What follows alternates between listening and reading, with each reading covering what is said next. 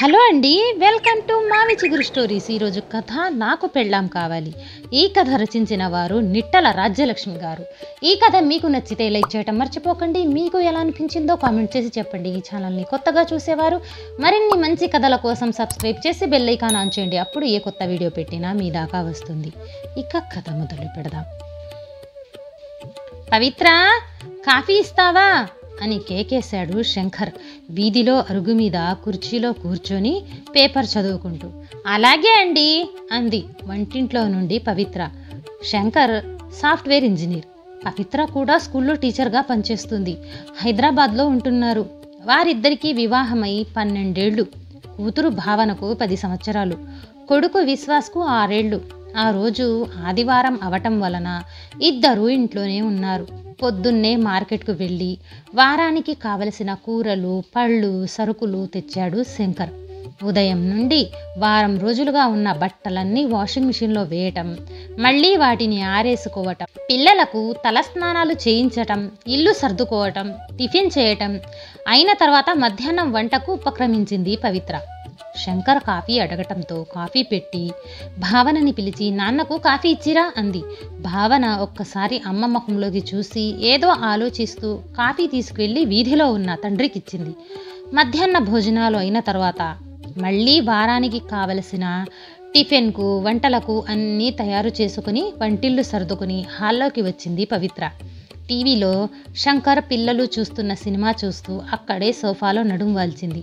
అంతలో మబ్బు పట్టడంతో బయటకు వెళ్ళి ఆరేసిన బట్టలు తెచ్చి మడత పెట్టింది. భావన అమ్మను చూసి ఏదో ఆలోచిస్తూ మళ్ళీ సినిమాలో నీలమైపోయింది. అంతలోనే బయట వర్షం మొదలైంది. పవిత్ర, వర్షం పడుతుంది, వేడి వేడిగా పకోడీలు తింటే బాగుంటుందోయ్ అన్నాడు శంకర్. పవిత్ర మళ్ళీ వంటింట్లోకి వెళ్ళింది. భావన నాన్న వైపు చూసి మళ్ళీ ఆలోచనలోకి వెళ్ళిపోయింది. పవిత్ర ఉల్లిపాయలు తరుగుతూ భావనను పిలిచి ఫ్రిడ్జ్లో నుండి పచ్చిమిరపకాయలు తెచ్చి పెట్టమంది. భావన తన ఆలోచన నుంచి బయటకు వచ్చి నాన్నను, తమ్ముణ్ణి అదోలాగా చూసి అమ్మ చెప్పిన పని చేసింది. అందరికీ ఆదివారం, కానీ పవిత్రకు తీరుబడే లేదు. రోజు ఉదయం నుండి రాత్రి వరకు ఎన్నో పనులతో స్కూల్కి వెళ్తే గానీ బాగుండేదేమో అనిపిస్తుంది.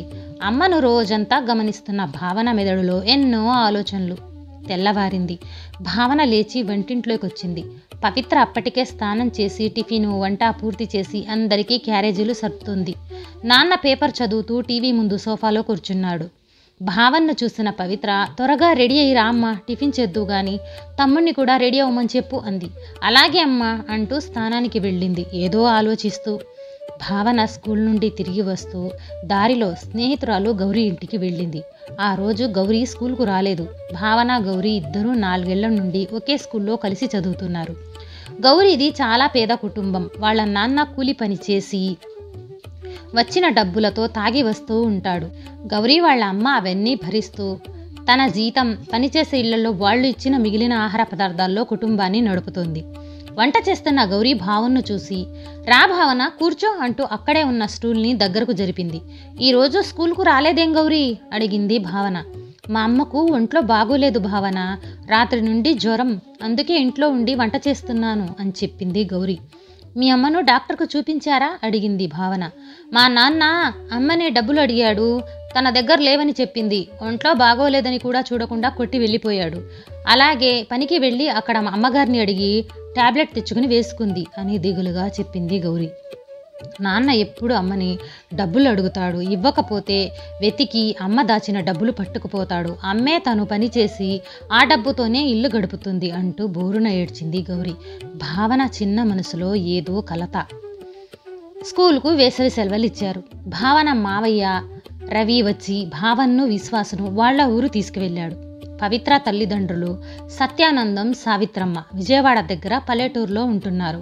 వాళ్లకు పవిత్ర, రవి ఇద్దరే పిల్లలు. రవి అగ్రికల్చరర్ బీఎస్సీ చేసి వాళ్ల పొలాలు చూసుకుంటున్నాడు. ఇంకా పెళ్లి కాలేదు. భావనకు పల్లెటూరులో సరదాగా ఉంటుంది. బావిలో నీళ్లు తోడటం, వాకిలంతా ఊడ్చి పేడ నీళ్లు చల్లి ముగ్గు పెట్టడంలో అమ్మమ్మకు సహాయం చేయటం, చెట్ల మీద రకరకాల పక్షుల్ని చూడటం, మావయ్యతో అప్పుడప్పుడు పొలం వెళ్ళటం చేస్తూ ఉంటుంది. సావిత్రమ్మ ఉదయాన్నే లేచి పనులు ముగించుకొని సత్యానందం లేవగానే కాఫీ ఇచ్చి స్నానానికి నీళ్లు, తువ్వాలు, బట్టలు సిద్ధం చేసింది. సత్యానందం స్నానం చేసి దేవుడికి దండం పెట్టుకుని వీధిలో పడక కుర్చీలో కూర్చున్నాడు. పాలేరు రంగయ్య పేపర్ తెచ్చి ఇచ్చాడు. అంతలో పక్క ఇంట్లో ఉంటున్న రంగనాథం పొలానికి వెళ్తూ సత్యానందంని చూసి వచ్చి కాసేపు కబుర్లు చెప్పి వెళ్ళాడు. భావన తాతయ్యని పలహారం చేయటానికి రమ్మని చెప్పు అంది సావిత్రమ్మ వంటింట్లో పెసరట్టు వేస్తూ. భావన తాతయ్యని మావయ్యని విశ్వాస్ని కూడా పిలుచుకెళ్ళింది. అందరూ కబుర్లు చెప్పుకుంటూ సావిత్రమ్మ పెట్టిన వేడి వేడి పెసరట్టు తిన్నారు. అమ్మమ్మ నువ్వు కూడా తిను అంది భావన. నేను ఇప్పుడు తిననమ్మా, మీరు వెళ్ళి ఆడుకోండి అంటూ వాళ్ళు తిన్న ప్లేట్లన్నీ తీసి శుభ్రం చేయటంలో నిమగ్నమైంది. భావన అమ్మమ్మని చూస్తూ ఆలోచిస్తూ నిలబడింది. అక్క రా అక్క ఆడుకుందాం అన్న విశ్వాస్ మాటలతో తేరుకుని బయటకొచ్చింది. భావన విశ్వాస్ పక్కింట్లో ఉండే కవిత రాఘవులతో ఆడుకోవటానికి వెళ్ళారు. రవి పాలేరుతో పొలం వెళ్ళాడు. సత్యానందం వీధిలో కుర్చీ వేసుకుని మళ్ళీ పేపర్ తీశాడు. సావిత్రమ్మ వంటకు ఉపక్రమించింది. కాసేపు ఆడుకుని భావన విశ్వాస్ ఇంటికొచ్చారు. ఇద్దరు అమ్మమ్మని అడిగి మామిడి పండు తీసుకున్నారు. తాతయ్యకి కాఫీ ఇవ్వమ్మా అంది సావిత్రమ్మ కాఫీ గ్లాస్ ఇస్తూ. భావన మనసులో మళ్ళీ ఏదో ఆలోచన. సావిత్రమ్మ మొహంలోకి చూస్తూ కాఫీ గ్లాస్ తీసుకుంది.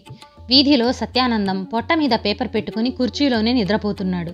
భావన పిలుపుతో లేచి కాఫీ తీసుకున్నాడు. భావన వంటింట్లోకి వచ్చి అమ్మమ్మని చూస్తూ గుమ్మం దగ్గర నిల్చుంది. వెనుకకు తిరిగిన సావిత్రమ్మ భావన్ని చూసి ఏం కావాలమ్మా అని అడిగింది. ఏం లేదమ్మమ్మ, నీకేమైనా సాయం చేయనా అని అడిగింది. పరధ్యానంలో నుండి బయటకొచ్చి సావిత్రమ్మను నవ్వుతూ వెళ్ళి ఆడుకోమ్మా అంది. గది అలమారాలో కథల పుస్తకాలున్నాయి, చదువుకో అంది తలూపుతూ. తన ఆలోచనతో అక్కడి నుండి వెళ్ళిపోయింది. మధ్యాహ్నం 1 గంట అయ్యింది. రవి ఇంటికొచ్చాడు. అందరూ భోజనానికి కూర్చున్నారు. వాళ్ళ భోజనాలు అయిన తర్వాత పాలేరుకు కూడా అన్నం పెట్టింది సావిత్రమ్మ. తను కూడా అన్నీ వడ్డించుకొని భోజనానికి కూర్చుంది.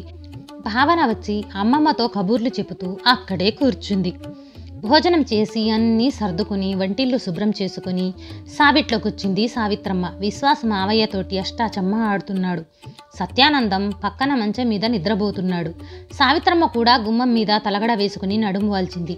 భావన అమ్మమ్మని చూస్తూ అక్కడే కుర్చీలో కూర్చుంది. సాయంత్రం 4 గంటలయ్యింది. సావిత్రమ్మ లేచి వంటింట్లోకి వెళ్ళి జంతికలు కజ్జికాయలు ప్లేట్లో పెట్టి తెచ్చిచ్చింది అందరికీ. అందరూ తింటూ ఉన్నారు.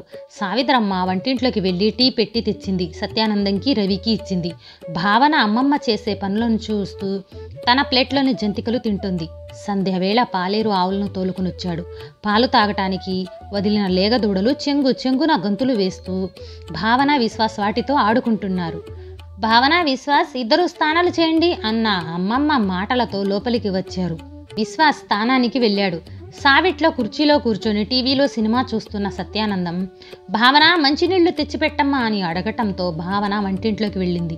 అమ్మమ్మ రాత్రికి వంట చేస్తుంది. భావన తాతయ్యకి మంచినీళ్ళు ఇచ్చి స్థానానికి వెళ్ళింది. రాత్రి 8 గంటలైంది. సావిత్రమ్మ సావిట్లోకి వచ్చి భోజనానికి వస్తారా అంది సత్యానందం వైపు చూస్తూ. అలాగే అంటూ పడక్ కుర్చీలో నుంచి లేచాడు సత్యానందం. రవి భావన విశ్వాస్ ఆయన్ను అనుసరించారు. సావిత్రమ్మ వడ్డిస్తుంటే నలుగురు కబూర్లు చెప్పుకుంటూ భోజనం చేస్తున్నారు. అమ్మమ్మ నువ్వు కూడా మాతోటి భోజనం చేయొచ్చుగా అంది భావన. నేను తర్వాత వింటానమ్మా అన్న అమ్మమ్మ మాటలకు భావన చిన్న మనసులో ఏదో అలజడి. భోజనాలైన తర్వాత నలుగురు సావిట్లోకి వచ్చారు. సత్యానందం టీవీలో వార్తలు పెట్టుకుని పడక్ కుర్చీలో కూర్చున్నాడు. విశ్వాసు కథల పుస్తకాన్ని మావయ్య చేత చదివించుకుంటున్నాడు. భావన వంటింట్లోకి వెళ్ళి అమ్మమ్మ భోజనం చేస్తుంటే కబూర్లు చెబుతూ అక్కడే కూర్చుంది. సావిత్రమ్మ అన్నీ సర్దుకొని వంటగది శుభ్రం చేసి పాలు తోడు పెట్టి పెరటి తలుపులు వేసి దీపం తీసేసి భావనతోటి సావిట్లోకి వచ్చింది. అమ్మమ్మ పొద్దున నువ్వు దేవుడి దగ్గర పాడిన పాట నేర్పించవా అని అడిగింది భావన. అలాగేనమ్మా, పడుకునేటప్పుడు చెబుతాను అని సావిత్రమ్మ కూడా వార్తలు వింటూ అక్కడే కుర్చీలో కూర్చుంది. రాత్రి 9:30 అయ్యింది. మావయ్య కథ చెబుతుంటే వింటూ అక్కడే నిద్రపోయాడు విశ్వాస్ని ఎత్తుకుని గదిలోకి మంచం మీద పడుకోబెట్టాడు రవి. భావన అమ్మమ్మ పక్కలో పడుకుని పాట నేర్చుకుంటూ నిద్రలోకి జారుకుంది. వేసవి సెలవులు పూర్తి కావటంతో భావన విశ్వాస్ మావయ్యతో హైదరాబాద్కు బయలుదేరారు. భావన అమ్మమ్మని కౌగిలించుకుని మనసు నిండా ఆలోచనలతో మావయ్యతో బయలుదేరింది. దసరా పండగకు శంకర్ తల్లి సుశీల, తండ్రి మాధవరావు హైదరాబాద్ వచ్చారు. శంకర్ తల్లిదండ్రులు ఏలూరు దగ్గర పల్లెటూరులో ఉంటున్నారు. వారికి అక్కడ ఇళ్ళు పొలాలు ఉన్నాయి. శంకర్ తండ్రి మాధవరావు స్కూల్ మాస్టర్గా రిటైర్డ్ అయిన తర్వాత అక్కడే వ్యవసాయం చూసుకుంటూ పిల్లలకు ట్యూషన్లు చెబుతూ కాలక్షేపం చేస్తున్నాడు. శంకర్ అప్పుడప్పుడు వెళ్ళి చూసి వస్తూ ఉంటాడు. అతను ఒక్కడే సంతానం వాళ్లకు, భావన వాళ్లకు ఎదురు వెళ్ళి నానమ్మను కౌగిలించుకొని చేతిలోని చిన్న సంచి తీసుకుని లోపల పెట్టింది.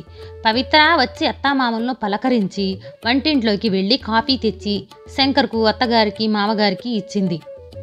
శంకర్ అమ్మా నాన్నలతో కబుర్లు చెబుతూ ఉంటే పవిత్ర లోపలికి వెళ్ళి వంట పనిలో నిమగ్నమైంది. విజయదశమి రోజున భావన పుట్టినరోజు. పవిత్ర ఉదయాన్నే భావనకు తలంట స్నానం చేయించి కొత్త బట్టలు వేసింది. అమ్మా నాన్నల కాళ్లకు దండం పెట్టి ఆశీస్సులు తీసుకుంది. నానమ్మ తాతయ్యలకు కూడా దండం పెట్టింది. నానమ్మ సుశీల బాగా చదువుకోవాలి తల్లి, నీకు మంచి మొగుడు రావాలి అని దీవించింది.